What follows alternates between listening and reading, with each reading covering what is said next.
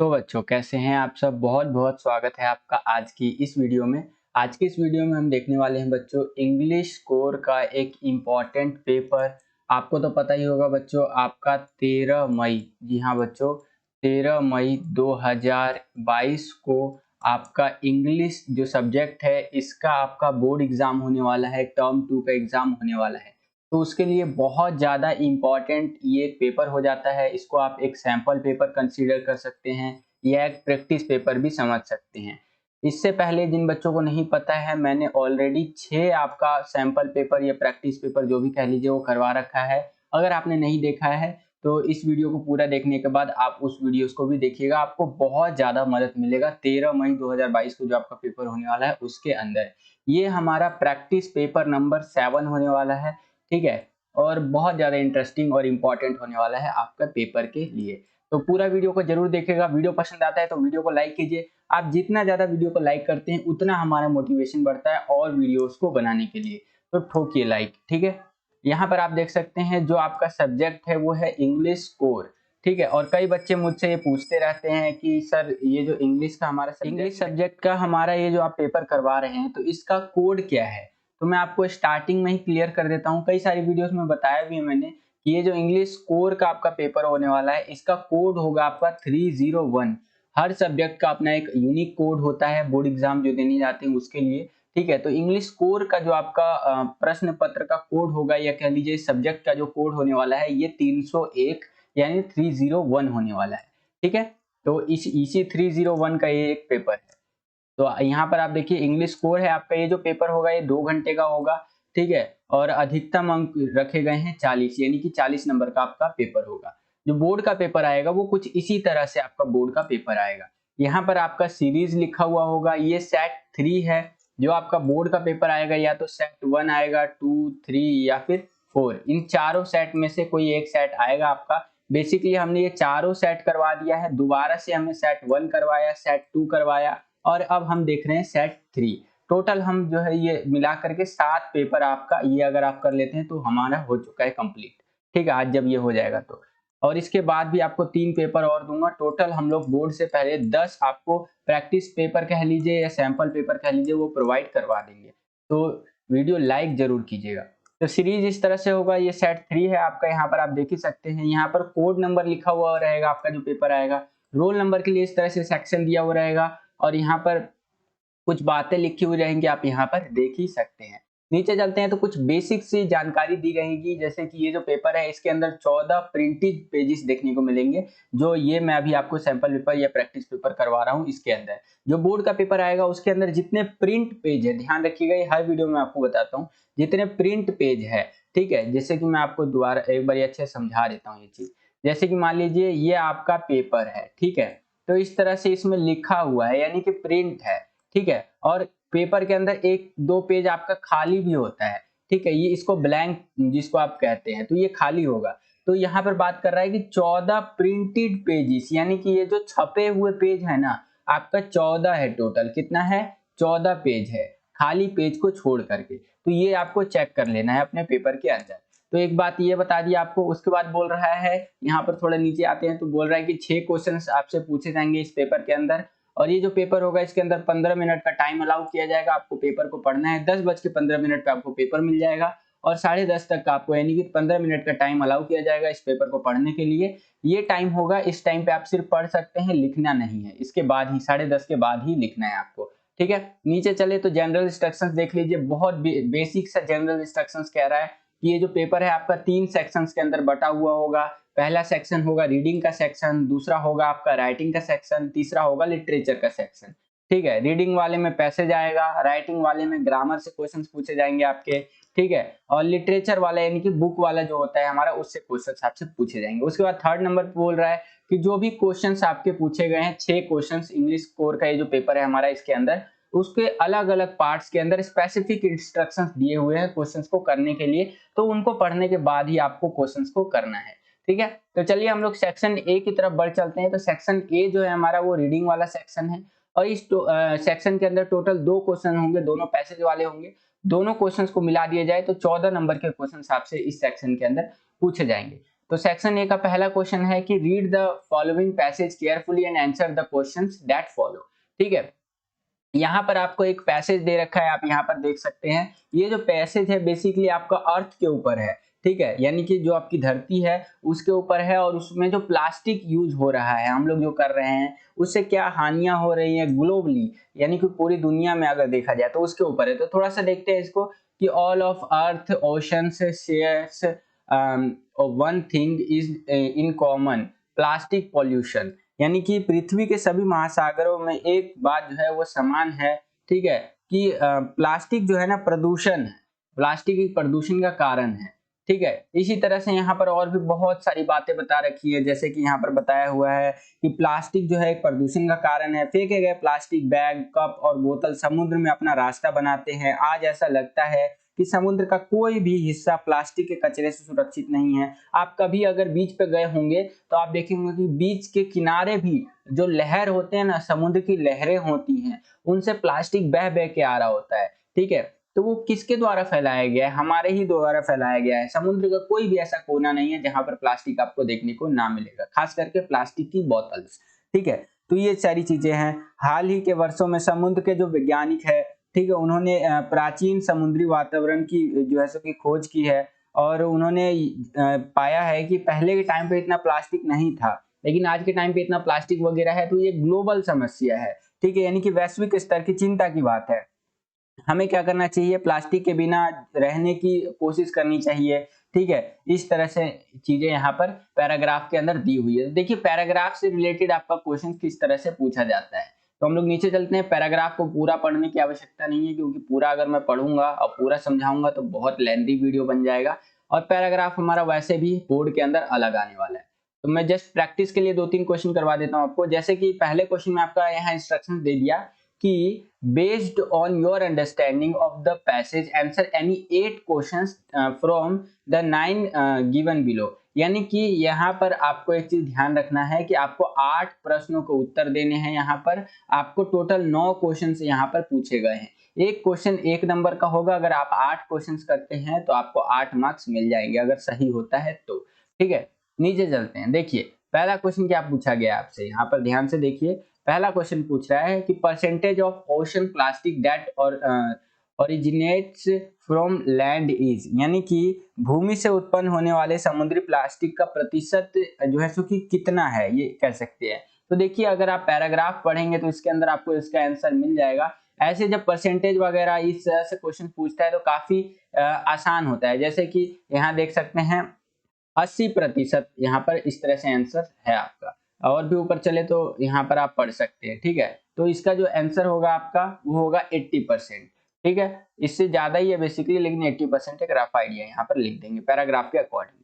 ठीक है, इसी तरह से दूसरा क्वेश्चन पूछा है आपका कि जैना और जेबेक और अन्य शोधकर्ताओं ने किस वर्ष में गणना की है कि हर साल कम से कम 8 मिलियन टन प्लास्टिक कचरा समुद्र में बह जाता है। तो 2015 में की है।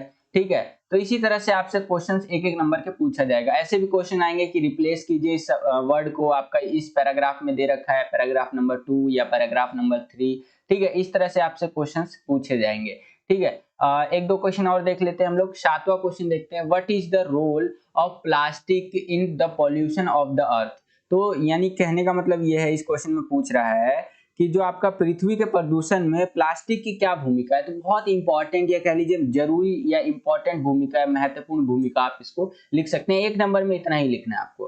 ठीक है, और यहाँ पर अगला क्वेश्चन पूछा है कि how many years does it take for plastic to degrade, यानी कि जो प्लास्टिक होता है ना उसको खराब होने में, यानी कि पूरी तरह से एक तरह से कह सकते हैं खत्म होने में कितना टाइम लगता है। तो लगभग 450 साल लगते हैं, उससे भी ज्यादा लग सकते हैं। ठीक है, इसी तरह से है। अगला क्वेश्चन है कि what can be use in place of plastic, यानी कि प्लास्टिक की जगह पे हम क्या इस्तेमाल कर सकते हैं। तो जैसे कि ग्लास इस्तेमाल कर सकते हैं, पेपर का इस्तेमाल कर सकते हैं, और भी बहुत सारी चीजें हैं। ठीक है, उनका इस्तेमाल कर सकते हैं ताकि प्लास्टिक का यूज कम किया जा सके। यहाँ पर जो नीचे के 2-3 क्वेश्चन मैंने एक एक नंबर वाले आपके लिए लिए हैं। तो यहाँ पर रिप्लेस करने वाले क्वेश्चन आएंगे कि जैसे ये शब्द है, इस शब्द को रिप्लेस कीजिए, इस लाइन के अंदर दिया हुआ है। ठीक है, पहले की वीडियोस में आपने देखा होगा। तो आई होप कि आपको समझ में आया होगा। आगे चलते हैं, दूसरा क्वेश्चन देखिए। दूसरा क्वेश्चन भी हमारा पैसेज वाला होगा। इसके अंदर बोला गया पैसेज को पढ़िए और उत्तर दीजिए। ये पैसेज हमने कर रखा है, ये वर्क फ्रॉम होम वाला पैसेज है। ठीक है। वर्क फ्रॉम होम के बारे में यहाँ पर आपसे पूछेगा, ये फिगर दे दिया आपको, ये फिगर मैंने आपको कई बार दिखाया है,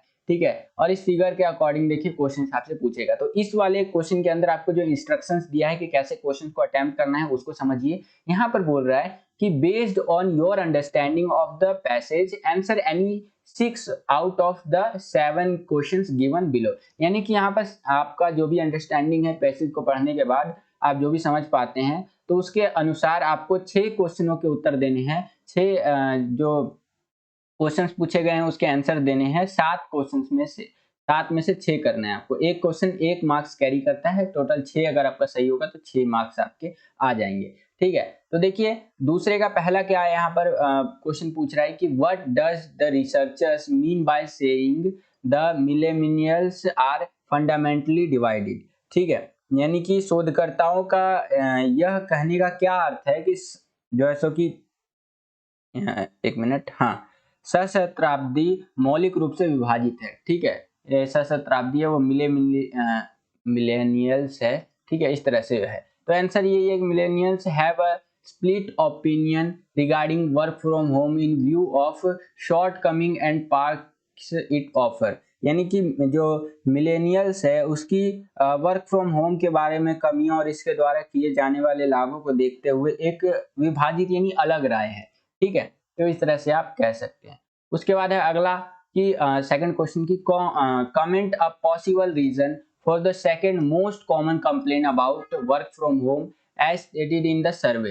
यानी कह सकते हैं एक तरह से बहुत कॉमन कंप्लेन क्या होता है जब आदमी या औरत वर्क फ्रॉम होम यानी घर से काम करता है। तो 60% जो सर्वे वाले लोग हैं, ठीक है, सर्वे वाले लोगों के ऊपर देखा गया, found difficult to balance household जो chores and office work due to blurring boundaries between home and work. यानी कि ये घर और काम के बीच में जो सीमाएं है ना वो धुंधली होने के कारण 60% मिलीमीटर को घर के कामों और ऑफिस के काम में संतुलन बनाने में बहुत मुश्किल होती है। यानी घर का काम करे कि ऑफिस का काम करे, और खासकर जो महिलाएं होती हैं उनको और भी ज्यादा दिक्कत समस्याएं झेलनी पड़ती है। उसके बाद आगे चलते हैं बच्चों। तो आगे आप यहाँ पर क्वेश्चन आंसर पढ़ना चाहे तो पढ़ सकते हैं। इस तरह से आपके क्वेश्चन आंसर है। मैंने पहले भी ये वाला पैसेज करवा रखा है आपका। एक नया पैसेज है, ऊपर वाला जो फर्स्ट क्वेश्चन हमने किया वो थोड़ा सा डिफरेंट पैसेज है, ठीक है। और क्योंकि पैसेज देखिए बच्चों अलग आने वाला है, तो पैसेज के ऊपर ज्यादा टाइम वेस्ट ना करते हुए मैं आपको अब वीडियोस में बोलता हूँ कि ज्यादा ध्यान आपको सेक्शन बी और सेक्शन सी पे देना है, और सबसे ज्यादा ध्यान आपको सेक्शन सी पे देना है। 18 नंबर का एक ही सेक्शन आ रहा है आपका। तो अब हम लोग आ गए हैं बच्चों सेक्शन बी के अंदर, जो कि राइटिंग वाला सेक्शन है और 8 नंबर का सेक्शन है आपका। यानी कि इस सेक्शन में जो भी क्वेश्चन पूछे जाएंगे टोटल मिला दिया जाए तो 8 नंबर के क्वेश्चन पूछेंगे इस सेक्शन के अंदर। सेक्शन बी का पहला क्वेश्चन है कि on behalf of Mr. and Mrs. and Mr. P.R. Dev draft a reply declining the invitation to the wedding party of Mrs. and Mr. M.N. Raja, ठीक है। 3 नंबर का आपका ये क्वेश्चन है। तो कह रहा है कि श्रीमती और श्री पी.आर. देव की ओर से श्रीमती और श्री M.N. की शादी की पार्टी के निमंत्रण को आपको अस्वीकार करते हुए एक आपको क्या करना है, ड्राफ्ट करना है, एक इन्विटेशन, इस तरह से मसौदा तैयार करना है, ठीक है। तो यहाँ 3 नंबर का इस तरह से आपका ये क्वेश्चन है। तो इस तरह से बहुत ही सिंपल है ये, कोई इतना रॉकेट साइंस नहीं है। आपको एक डेट लिख देनी है, जैसे कि 16 मार्च 2022 लिख दिया मैंने यहाँ पर। उसके बाद लिखना है कि Mrs and Mr P R. Dev thank Mrs and Mr M.N. Raja for the kind invitation to their wedding party to be held on Monday 21 March 2022, ठीक है। इस तरह से at 7 p.m. at Rose Banquet Hall, East Delhi. They regret their inability to attend the party due to a prior engagement. They extend their best wishes. ठीक है, इस तरह से। यानी कि श्रीमती और श्री पी.आर. देव, धन्यवाद श्रीमती और श्री M.N. राजा को उनकी शादी की पार्टी के लिए निमंत्रण देने के लिए सोमवार 21 मार्च 2022 को शाम 7 बजे आपकी ये चीज हो रहा है, ये पार्टी जो भी है, और दिल्ली के आप कह सकते हैं रोज बैंकट हॉल में ये आयोजित किया जा रहा है। उन्हें पूर्व सगाई के कारण जो है पार्टी में शामिल होने से मतलब वो पहले ही सगाई के लिए कहीं बिजी है, तो वो असमर्थित है, नहीं हो सकते। इसके लिए उनको बहुत अफसोस है, वे शुभकामनाएं आपको देते हैं, ठीक है। तो इस तरह से आपको ये करना है। उसके बाद आगे चलते हैं। तो फोर्थ क्वेश्चन है, इसमें आपसे बोला गया कि आंसर एनी वन यानी कि चौथे क्वेश्चन में आपको ए में एक क्वेश्चन पूछेगा और बी में एक क्वेश्चन पूछेगा। तो अगर आपको ए वाला आता है तो ए वाला कर लीजिए, बी वाला आता है तो बी वाला कर लीजिए। ए में बेसिकली या तो आपसे जॉब एप्लीकेशन पूछ सकता है, ठीक है, या तो आपसे कुछ इसी टाइप से पूछ सकता है। बी में बेसिकली एक रिपोर्ट वगैरह इस तरह से आपको पूछ सकता है, ठीक है। तो देखिए यहाँ पर क्या पूछ रहा है बच्चों, चौथे का जो ए है आपका क्वेश्चन, तो यहाँ पर बोल रहा है कि यू आर कशिश या कैलाश, यहाँ पर आप रहते हैं देहरादून के अंदर और आपने एक एडवर्टीजमेंट पढ़ा, आप उस जॉब के लिए क्वालिफाइड है, आप मतलब आपको लगता है और आपको एक एप्लीकेशन लिखना है 120 से 150 शब्दों में अपना रिज्यूम लगाते हुए, एक जॉब एप्लीकेशन है। अगर आपको ये वाला आता है तो आप ये कर लीजिए, ठीक है। अब अगर आपको ये वाला नहीं आता है, ठीक है, तो आप ये वाला क्वेश्चन कर सकते हैं, बी वाला। इसमें क्या बोला है बच्चों, ध्यान से समझिए। इसमें बोल रहा है आपका कि यू आर मुस्कान या सुमित, हेड गर्ल है या बॉय है ऑफ सर्वोदय विद्यालय, ठीक है, Mandawali. Your school organise a zonal level workshop on value based education last week, write a report on it, 5 number में। यानी कि आप जो है सो कि यहाँ पर पूछ रहा है आपसे क्वेश्चन कि आप सर्वोदय स्कूल मंडावली जो है उसकी मुस्कान या सुमित, जो भी आपका नाम है, अगर गर्ल है आप तो आपका नाम मुस्कान होगा, अगर आप बॉय है तो आपका नाम सुमित होगा, हेड गर्ल या बॉय है आप। आपके विद्यालय ने पिछले सप्ताह जो है मूल्य आधारित शिक्षा यानी कि वैल्यू बेस्ड एजुकेशन जो होता है ना, उस पर एक क्षेत्रीय स्तर का कार्यशाला का आयोजन किया, यानी कि जोनल लेवल वर्कशॉप का आयोजन किया था। तो उस पर एक रिपोर्ट लिखनी है आपको, ठीक है। तो आंसर कुछ इस तरह से लिख सकते हैं। रिपोर्ट बहुत आसान होता है, इसमें कोई रॉकेट साइंस नहीं। आपका टाइटल आ जाएगा यहाँ पे, जैसे टाइटल या सब्जेक्ट जिसको आप कहते हैं, इस तरह से लिख सकते हैं कि workshop on value based education, यानी कि मूल्य आधारित शिक्षा पर कार्यशाला, जो भी है आपका टाइटल आप लिख सकते हैं। उसके बाद अगर आप लड़की हैं तो बाय मुस्कान लिखेंगे, अगर आप लड़के हैं तो बाय सुमित लिखेंगे, ठीक है। उसके बाद नीचे आ जाते हैं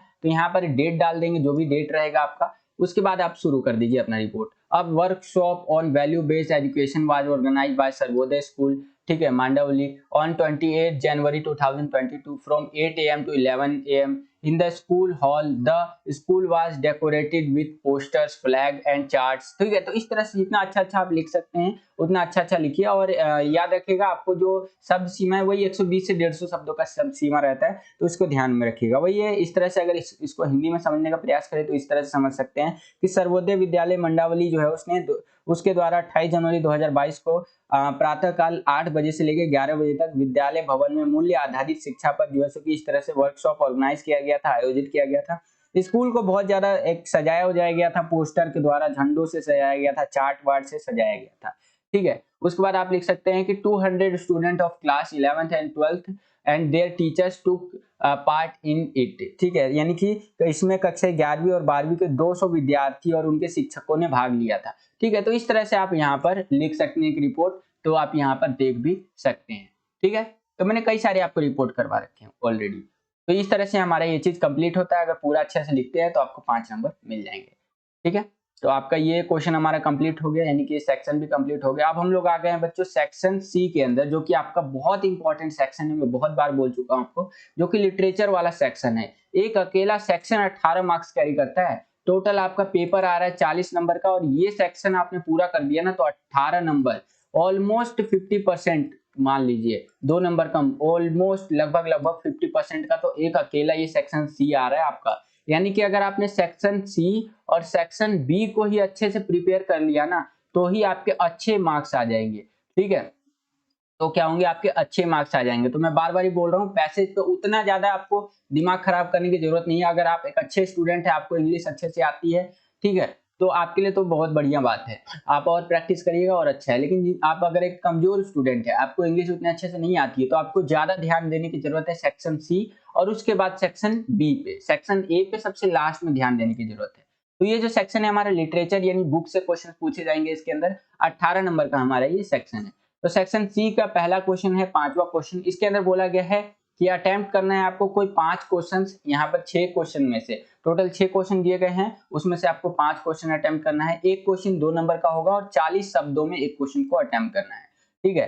तो इस तरह से आपको करना है। तो देखिए पांचवे का पहला जो है हमारा, पांचवे के पहले में बोल रहा है कि how did the peddler earn his livelihood, what kind of life did he live, यानी कि पैडलर ने अपनी आजीविका कैसे अर्जित की और उन्होंने किस तरह जीवन जिया पैडलर। ठीक है, तो आंसर कुछ इस तरह से आप यहाँ पर लिख सकते हैं। आंसर आपको जो देना है वो कोशिश कीजिएगा आप पॉइंट्स में दे, मैंने पैराग्राफ में दे रखा है, टाइम थोड़ा बचता है इससे जब हम पेपर बनाते हैं आपके लिए। तो ठीक है, तो यहाँ पर इस तरह से लिख सकते हैं कि the peddler earn his livelihood by selling small rat traps of wire, यानी कि पैडलर ने जो छोटे रैट ट्रैप्स होते हैं उसको बेचकर अपनी आजीविका अर्जित की थी। ठीक है, which he used to make himself from the material got by begging in the stores or at big farms, but this was not a profitable, so he had to beg or even steal. He roamed about like a vagabond all alone. He lived a sad and monotonous life with no one to welcome him, यानी कि जैसो कि इसने अर्जित की जिससे वह दुकानों में या बड़े खेतों में, इस तरह से खेतों कह रहा हूँ यहाँ पर बड़े फार्म, यानी इस तरह से चीजें हैं बड़ी जगहों पे भीख मांगने से प्राप्त की सामग्री से खुद बनाया था। जो रैट ट्रैप बेचता था ना वो भीख मांगा या बड़ी जगहों से जो सामान इकट्ठा किया था उससे खुद बनाता था। ठीक है, लेकिन यह इतना लाभदायक नहीं था, इतना प्रॉफिटेबल वो नहीं था चीजें। ठीक है, जो बेचता था रैट ट्रैप, इसीलिए उसे भीख मांगनी पड़ती थी या चोरी भी कभी कभी करता था। वह अकेला था, आवारा मतलब आवारा की तरह घूमता रहता था। वह एक उदास आदमी था, उसके जीवन पूरा उदासी से भरा हुआ था, जिसका कोई भी वेलकम उसका नहीं करता था, कोई भी उससे नहीं पूछना चाहता था। तो इस तरह से आप इसका आंसर लिख सकते हैं। उसके बाद अगला है, काफी इंपॉर्टेंट क्वेश्चन है इसलिए मैं कई बार रिपीट करता हूँ इस क्वेश्चन को, कि why did Rajkumar Shukla want to meet Gandhi ji, यानी कि जो राजकुमार शुक्ला था वो गांधी जी से क्यों मिलना चाहता था। ठीक है, तो इस तरह से आंसर आप लिख सकते हैं कि Rajkumar Shukla was a share cropper from Champaran, यानी कि जो राजकुमार शुक्ला था वो बटाईदार था। ठीक है, चंपारण डिस्ट्रिक्ट जो बिहार में है वहां का। He was illiterate but resolve, यानी कि वो मतलब अनपढ़ था लेकिन दृढ़ निश्चयी था, कुछ कर सोच लेता था उसको करके दिखाता था।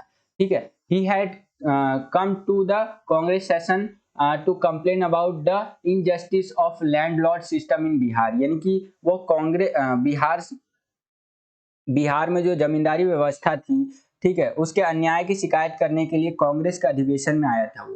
ठीक है, और बोला गया है कि he was sure that Gandhi could help them, यानी कि वो चाहते थे कि गांधी जी ना चंपारण सॉरी वो जानते थे या कह लीजिए वो श्योर थे कि गांधी जी हेल्प करेंगे उनकी। ठीक है, और he want Gandhi ji to come Champaran district, so he wanted to meet Gandhi ji, यानी कि वो चाहते थे ना कि गांधी जी चंपारण जिले में आए और इसीलिए वो गांधी जी से मिलना चाहते थे। तो इस तरह से क्वेश्चन का आंसर आपको लिखना है, काफी इंपॉर्टेंट है, ध्यान रखिएगा। उसके बाद अगला क्वेश्चन है यहाँ पर देखिए, तीसरा है कि how is a thing of beauty a joy for ever. ठीक है, तो आंसर इस तरह से लिखेंगे, यानी क्वेश्चन है आपका कि जो सुंदरता की चीजें हैं हमेशा के लिए खुशी कैसे होती हैं। ठीक है, उनकी हैप्पीनेस कैसे देती है, इस तरह से आप कह सकते हैं। A thing of beauty is a eternal, its beauty increases with time and it always gives pleasure to the uh, beholders, it gives everlasting joy, यानी कि सुंदरता की चीज जो है वो शाश्वत है, समय के साथ इसकी सुंदरता बढ़ती जाती है और यह देखने वाले को हमेशा आनंद देती है, यह हमेशा के लिए खुशी देती है।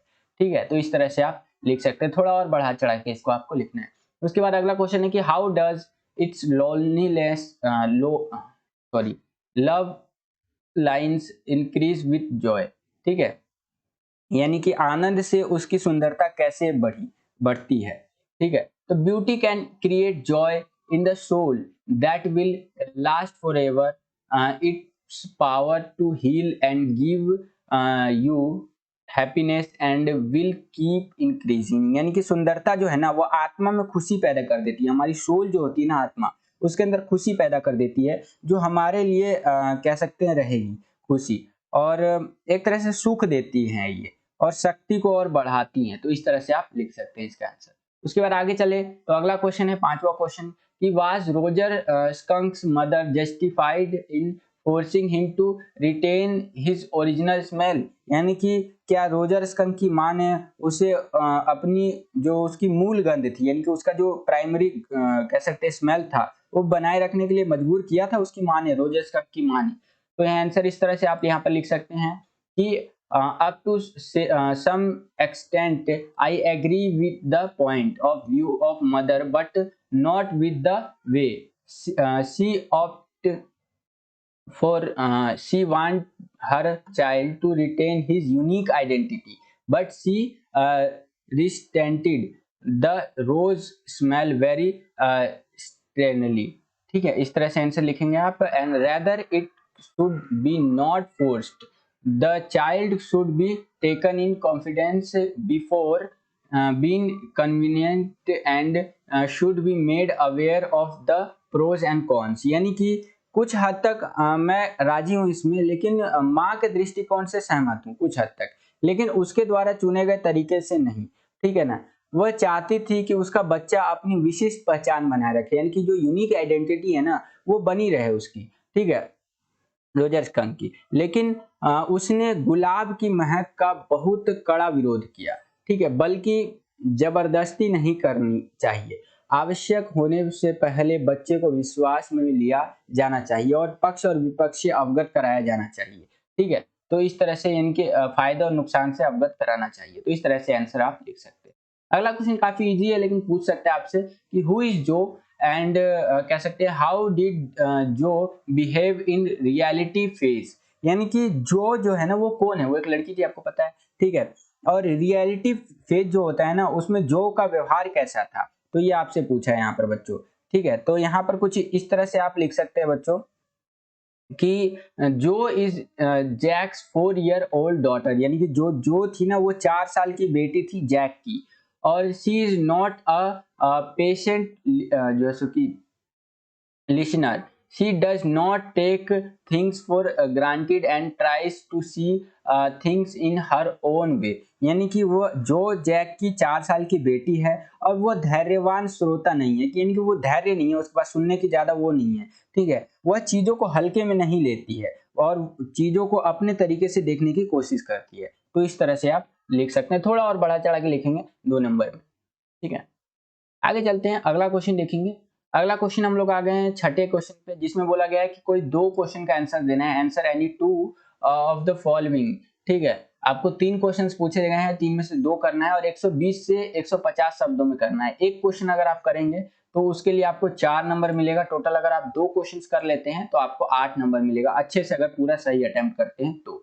ठीक है, तो छठे का पहला जो है हमारा क्वेश्चन क्या पूछ रहा है, यहाँ पर ध्यान से देखिए कि how does mister lamb influence dairy. यानी कि जो लैम्ब था वो डेयरी को कैसे प्रभावित किया उसने, मिस्टर लैम्ब ने। ठीक है, तो आंसर है कि lamb tells that he is old and has a tin leg. यानी कि जो आपका लैम्ब था उसने बताता है कि वो बूढ़ा है और उसके पास टीन का पैर है। ठीक है, उसके बाद आप लिख सकते हैं कि children tease him calling lammy lammy lamb बोलते थे ना, but still they come to his garden. यानी कि बच्चे उसे लैमी लैम्ब कहकर चिढ़ाते थे, लेकिन फिर भी वह उसके बगीचे में आ जाते हैं। ठीक है, they are not afraid of him because he is not afraid of them. यानी कि वे उससे नहीं डरते हैं क्योंकि वह उनसे नहीं डरता है, डराता है एक तरह से कहते हैं, वो उनको नहीं डराता है। He is never bothered about his old age or teen lag as life has many more things to offer। यानी कि कह सकते हैं वह अपने बुढ़ापे या टीन के पैर के बारे में कभी परेशान नहीं होता है, क्योंकि जीवन में और भी बहुत कुछ है। ठीक है, तो इस तरह से आप आंसर लिख सकते हैं। थोड़ा और बढ़ा के लिखना है 4 नंबर के लायक, तो और भी चीजें लिखनी है और इन सबको पॉइंट में लिखिएगा, ध्यान रखिएगा। ठीक है, अगला क्वेश्चन है दूसरा क्वेश्चन कि what were the precautions taken for the smooth conducting of the examinations। ठीक है, तो जो आपका एग्जाम था, परीक्षा था कह सकते हैं, उसके सुचारू रूप से संचालन की स्मूथ उसको कंडक्ट करवाया जाए, उसके लिए क्या सावधानियां बरती गई थी। तो यहाँ पर आप देख सकते हैं कि Evans had already escaped from the jail on 3 earlier occasions। There was always a fear that he might make another attempt to escape। यानी वो दोबारा से भागने का प्रयास करे। इस तरह से आप इंग्लिश में यहाँ पर देख सकते हैं। मैं इसकी हिंदी आपको बता देता हूँ कि इवांस पहले से ही 3 मौके पर जेल से भाग चुका था।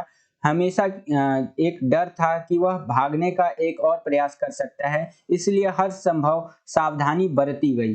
राज्यपाल ने व्यक्तिगत रूप से सभी सुरक्षा व्यवस्थाओं की निगरानी की। ठीक है, जो ब्लॉक था जहां से उम्मीद करता था वहां पर सारी पहरा वगैरह बढ़ा दिया गया।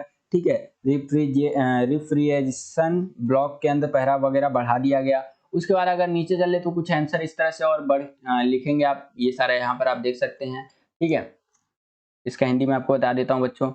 इस तरह से आप लिख सकते हैं कि जैक्सन द्वारा जो है इवांस सेल की पूरी तरह से जांच की गई। इवांस का जो सेल था उसकी पूरी तरह से जांच की गई ताकि सामग्री की उपस्थिति की संभावना को दूर किया जा सके, यानी कि जो भी चीजें अवेलेबल करानी है वो कराई जा सके इस तरह से। ठीक है, और सुचारू रूप से जो चीजें हैं हमारे एग्जाम है वो हो सके। ठीक है, और बातें बताई गई हैं। परीक्षा के दौरान प्रकोष्ठ की गतिविधियों पर कड़ी नजर रखी गई, यानी कि जो वो था बंदा उसके ऊपर कड़ी नजर रखी गई। राज्यपाल ने इसमें गड़बड़ी की और उसकी गतिविधियों पर लगातार नजर रखने के लिए एक पुलिस अधिकारी स्टीफेंस को तैनात किया गया। ठीक है, निरीक्षक की भी तलाशी ली गई, यानी कि जो इन्विजिलेटर था, निरीक्षक था, उसकी भी तलाशी ली गई ताकि ये सुनिश्चित किया जा सके कि वह अपने साथ कोई आपत्तिजनक सामग्री तो नहीं लाया है। ठीक है, तो ये सारी चीजें यहाँ पर आप लिख सकते हैं। और इस तरह से जो है सो कि ये प्रिकॉशंस यानी कि सावधानियां बरती गई ताकि स्मूथ कंडक्टिंग ऑफ एग्जामिनेशंस, यानी कि जो परीक्षा है उसको सुचारू रूप से लिया जा सके। ठीक है, कंडक्ट करवाया जा सके। उसके बाद अगला क्वेश्चन है, लास्ट क्वेश्चन इस पेपर का आपका, यहाँ पर ध्यान से समझिए बच्चों।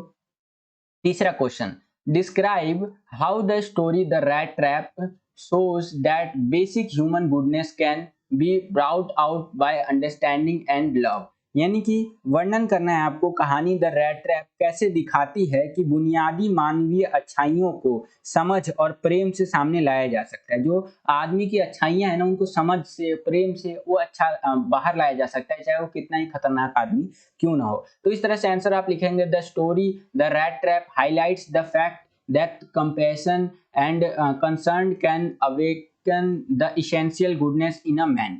ठीक है, यानी कि कहानी द रेड ट्रैप इस तथ्य पर प्रकाश डालती है कि करुणा और चिंता मनुष्य में आवश्यकता अच्छाइयों को जगा सकती है। ठीक है, इस तरह से आप लिख सकते हैं। उसके बाद नीचे चलते हैं बच्चों। नीचे कुछ यहाँ पॉइंट्स आप देख सकते हैं कि the peddler who had been restoring to bagging and Avity all the time never wanted to clear his identity before did the Iron Master too। यानी कि हर समय भीख मांगने और चोरी का सहारा लेने वाला पैडलर ने कभी भी अपनी पहचान साफ करने की जैसे कि जो एक तरह से कह सकते हैं चीजें थी वो बाहर नहीं आई उसकी। ठीक है, सहमत नहीं हुआ अपनी पहचान को बाहर रखने के लिए। और जो आयरन मास्टर था ना, मालिक को बेवकूफ बनाया उसने। उसके बाद आप आगे लिख सकते हैं कि but Adela gave him a royal treatment, served him delicious super gifts, gifted her father dress to him. यानी कि लेकिन एडला ने उसके साथ शाही व्यवहार किया और उसे स्वादिष्ट रात का खाना परोसा और उसे अपने पिता की पोशाक भी भेंट की। ठीक है, यानी कि उसके पापा के जो कपड़े वगैरह थे ना, पोशाक थी पहनने वाली, वो भी भेंट की। दिस काइंड ऑफ अनकंडीशनेटेड, ठीक है, love and compassion from एडला made him realize him mistake and further he confessed his guilt too। यानी कि एडला के इस तरह के जो है कि बिना शर्त के प्यार और करुणा वो दिखा रही थी, इससे क्या हुआ कि अपनी गलती का एहसास उसको कराया पैडलर को, और आगे उसे अपना अपराध भी कबूल लिया उसने, पैडलर ने। ठीक है, this way she made a lot of difference in his life and he got transformed into a much better person. यानी कि इस तरह से उसके जीवन में बहुत बदलाव किया और वह एक बेहतर इंसान में बदल गया। ठीक है, तो इस तरह से आप लिख सकते हैं। लास्ट की लाइनें कुछ इस प्रकार से आप लिखेंगे कि he left the stolen money behind even a letter and a gift for Edla. ठीक है, यानी कि उसने चुराए गए धन को पीछे छोड़ दिया, यहाँ तक कि एडला के लिए वह एक पत्र और एक उपहार भी छोड़ करके गया। तो इस तरह से आप लिख सकते हैं इस क्वेश्चन का आंसर। तो यहाँ पर हमारे जो इंग्लिश कोर का प्रैक्टिस पेपर नंबर 7 था ये हमारा समाप्त होता है। वीडियो लाइक कीजिए, मैं बार बार ये आपको कहता हूँ वीडियो लाइक कीजिए, बहुत मोटिवेशन बढ़ता है हमारा और वीडियोस को बनाने के लिए। तो बस बच्चों, आज का ये वीडियो यहीं तक था। अगर आपको ये वीडियो पसंद आया तो वापस से वही बात रिपीट करूंगा, वीडियो को कीजिए लाइक, ठीक है। और अगर आपको और भी इंफॉर्मेटिव लगा है तो इस वीडियो को कर दीजिए शेयर, ठीक है। शेयर करने के बाद अपने सभी दोस्तों को बता दीजिए कि हमारे चैनल पे जो इंग्लिश कोर का प्रैक्टिस पेपर है वो करवाया जा रहा है।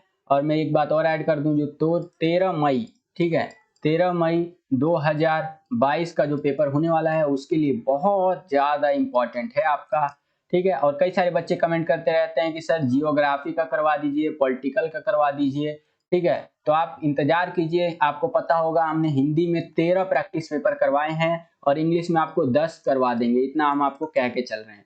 तो आप इंतजार कीजिए, पॉलिटिकल साइंस और जियोग्राफी वगैरह में तो आप चिंता ही मत कीजिए, इतना आपको प्रैक्टिस करवा देंगे ना कि आप खुद धन्यवाद देंगे। तो बस बच्चों, यही था आज का ये वीडियो। अगर आपको वीडियो पसंद आया है तो शेयर कर दीजिएगा। अगर आप हमारे चैनल पर नए आ गए हैं तो चैनल को सब्सक्राइब भी कर दीजिएगा, ठीक है, लाल कलर का बटन दबा करके। और उसके बाद जैसे कि ऑल पे क्लिक कर दीजिएगा, बेल आइकन पे प्रेस करके, ताकि हमारे चैनल पे जितनी भी नई वीडियोस आए उसका नोटिफिकेशन सबसे पहले आपको मिल जाए।